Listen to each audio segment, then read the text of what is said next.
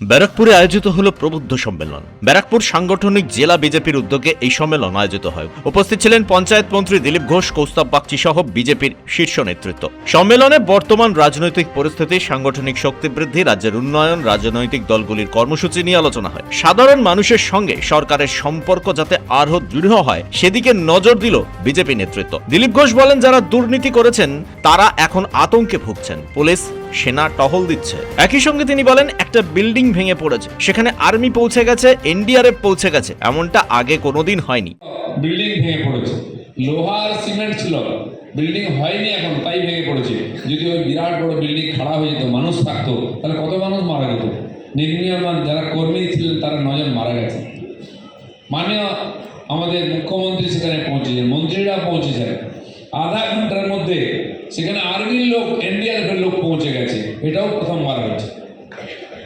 আগে সরকার এই অবৈধ নির্মাণের অনুমতি দিয়েছে, তাতে নিশ্চয়ই ভালো লেনদেন হয়েছে, নাম ধাম আসছে, সব তদন্ত হবে, কাউকে ছাড়া হবে না।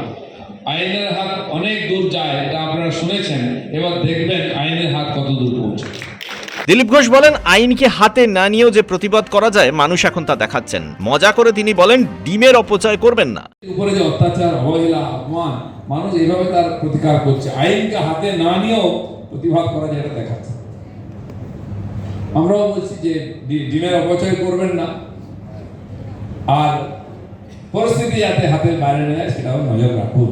মন্ত্রী বলেন, যারা পঞ্চায়েতে জিতেছেন, পুরসভায় জিতেছেন, তারা সাহস করে এগিয়ে আসুন, ভয় পাবেন না। তিনি বলেন, যাদের মানুষ এতদিন ভয় পেত, এখন তারা মানুষকে ভয় পাচ্ছেন। যারা পঞ্চায়েতে জিতেছেন, মিউনিসিপ্যালিটিতে জিতেছেন, যদি সত্যি সত্যি আপনি মানুষের ভোটে জিতে থাকেন, ভয় করছেন কেন? জিতেছেন, আসুন। হয় আমরাও তো জিতেছি, বিধানসভায় যাচ্ছি, আইন পাস করছি। তো যারা জিতেছেন তারা কেন ভয় পাচ্ছেন? ভয় পাওয়ার কারণ ওটাই, যাদেরকে মানুষ ভয় পেত তারা আজকে মানুষকে ভয় পাচ্ছে। মানুষের ভয় রাস্তায় বেরোচ্ছেন, খালি ডিম নয়। আমি দেখলাম এক জায়গায় প্রধানের স্বামীকে মহিলারা ঘিরে ধরেছেন, চপ্পল খুলে পেটাচ্ছে সাইকেল থেকে নামিয়ে। এই ধরনের থেরাপি পাওয়ারও সম্ভাবনা আছে সব জায়গায়।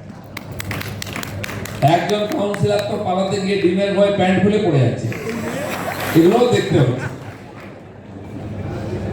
মানে কোথায় নেমেছে এই প্রশাসন, সমাজ, এই নেতা কারা হয়েছে? সমস্ত সমাজ বিরোধীকে নেতা বানিয়ে দেওয়া হয়েছে, ক্ষমতা দিয়ে দেওয়া হয়েছে হাতে।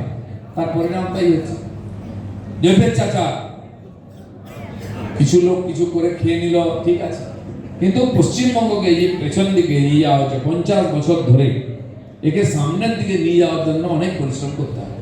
কাটানো শুরু করেছি, যেভাবে আপনারা পরিশ্রম করে সাহস করে এগিয়ে এসে বাংলার পরিবর্তন করেছেন, সেজন্য আর একটু সাহস করে আর একটু পরিশ্রম করতে হবে সবাই মিলে।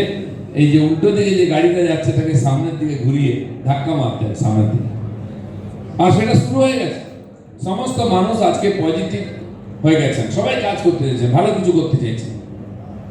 যে ব্যবসায়ীরা বাংলা ছেড়ে চলে গেছিলেন বাইরে বা যাওয়ার কথা ভাবছেন, তারা বলছেন না আর যাবো না। আমি 21 তারিখ রবিবার 11 ঘন্টার জন্য আমি মুম্বাই গেছিলাম।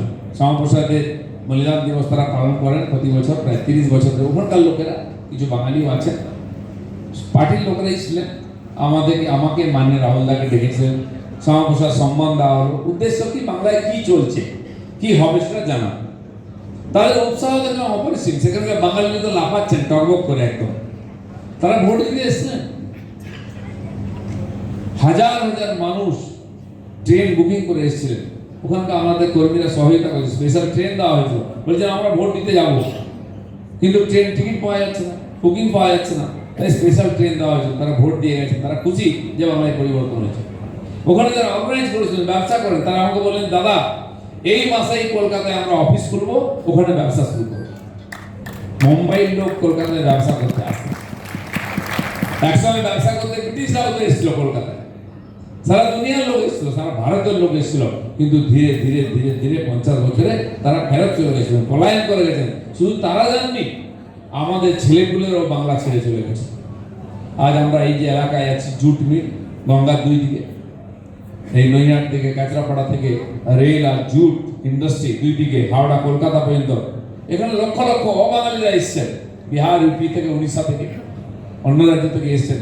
তাদের পূর্বপুরুষরা এখানে এসেছিলেন, নিজের জীবিকার জন্য এসেছিলেন, কারণ ওই রাজ্যগুলো গরিব ছিল। কিন্তু সঙ্গে সঙ্গে তাদের পরিশ্রমে পশ্চিমবঙ্গের পরিবর্তন হয়েছে। পশ্চিমবঙ্গে গড়ে তোলার পিছনে তাদের সহযোগিতা, তাদের যোগদান ছিল। তারা 1 পিঢ়ি 2 পিঢ়ি 3 পিঢ়ি করে এখানে আছে। আজ তাদের প্রজন্মের ছেলেমেয়েরাও বাংলা ছেড়ে চলে যাচ্ছে দিল্লি, মুম্বাই ওদিকে, পশ্চিম ভারতে। কেন না? এখানে কিছু নাই, কিছু হবে না, কিছু করতে দেবে না, হাত বেঁধে দিয়েছিল লোকের।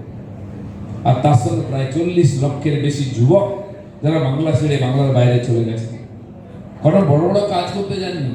আমরা তো জানতাম এখান থেকে আগে বাঙালিরা অন্য রাজ্যে যেত, অন্য রাজ্য থেকে এখানে কলকারখানায় চাকরি করতে লোকেরা আসতো, গ্রামগঞ্জের লেখাপড়া না জানা লোকেরা। আর এখানকার লেখাপড়া জানা লোকেরা বাংলার থেকে বাইরে কি ইঞ্জিনিয়ার হয়ে, যেমন দুর্গাপুর স্টিল প্ল্যান্ট ছিল, সেরকম ভিলাই, জামশেদপুর এইসব জায়গায় ইঞ্জিনিয়ার হিসাবে গেছেন, ম্যানেজার হিসেবে বাঙালিরা গেছেন। নতুন বাংলা গড়ার জন্য সবার কাছে সহযোগিতা চাইলেন মন্ত্রী দিলীপ ঘোষ। তিনি বলেন, যারা বাইরে গেছেন তারা বাংলায় ফিরে আসুন। নতুন বাংলা গড়ার জন্য সবাইকে হাত লাগাতে হবে, সবাইকে নিয়ম কানুনের মধ্যে থাকতে হবে। নিয়ম কানুন আইন হাতে নিয়ে কেউ কিছু করবেন না। সরকার সবাইকে সহায়তা করবে, সবার সামনের বাধা আমরা সরাবো, সবার পিছনে আমরা আছি। সবাই নিজেকে সুরক্ষিত আর মনে করে বাংলার জন্য সবাই কাজ করুন। যারা বাইরে গেছেন তাদেরকে ফিরিয়ে আনুন, তারা নতুন বাংলা গড়বে। তারাতলায় দুর্ঘটনায় যারা দোষী তাদের কাউকেই ছাড়া হবে না জানালেন দিলীপ ঘোষ। তৃণমূল সরকারের দুর্নীতি তুলে ধরলেন তিনি। আইনের হাত অনেক লম্বা, কেউ বাঁচবে না, সবকে আসতে হবে, সময় অপেক্ষা করুন, সব হবে। যার সই আছে, কে দায়ী কি আছে, ইনকোয়ারি হবে, তো সবাইকে সামনে আসতে হবে। दादा आज शुभेंदु अधिकारी जी ने कहा है जो भी इस घटना में सम्मिलित है उसको बिल्कुल है, खाली कल का जो एक्सीडेंट हुआ है उसके साथ जुड़े हुए जो भी ले, इस घटना के लिए जो जिम्मेदार है किसी को छोड़ा नहीं जाएगा। और इतना ही नहीं है, पिछले 15 साल से बंगाल में जो भी काम हुआ है कानून का खिलाफ, चाहे महिलाओं के साथ चाहे बच्चों के साथ ज्यादती हुई, उसके लिए इंक्वायरी कमीशन बैठा है। और इस प्रकार सारे अपराध का और इंक्वायरी होगा, और जो दोषी होगा उसका कानून के सामने आना पड़ेगा। उड़ान वाले जो शंभू बेरा है उसको भी उसके साथ 5 लोग अरेस्ट हुए, क्या कहेंगे? नहीं, पुलिस के सामने जो नाम आएगा, जिसको लगेगा ये जिम्मेदार है, उसको कानून के सामने आना पड़ेगा। जिस समय कोई ये प्लान पास हुआ था उस समय फिराद हकीम उस समय मेयर थे, उस समय ये प्लान पास हुआ था, क्या आप लोग क्या देखिए, कहेंगे? इसकी टीएमसी का जांच जमाना में और- कोई नई बात नहीं है। बड़ा बाजार को फ्लाईओवर टूटा था, कहीं स्टेडियम टूट गया था, कहीं ब्रिज टूट गया था, टूटा है। अब सरकार टूट चुकी है, लेकिन जो किया है उसका फल तो भुगतना पड़ेगा, किसी को छोड़ा फिराद नहीं जाएगा। हकीम का जो पीए है वो कालीचरण बनर्जी, उसको आज पुलिस ने अरेस्ट किया है, क्या कहेंगे? नहीं, जो कहेगा तो वो कहेगा ना पुलिस को, फिर आगे कार्रवाई होगा। ব্যুরো রিপোর্ট, পুবের কলম ডিজিটাল।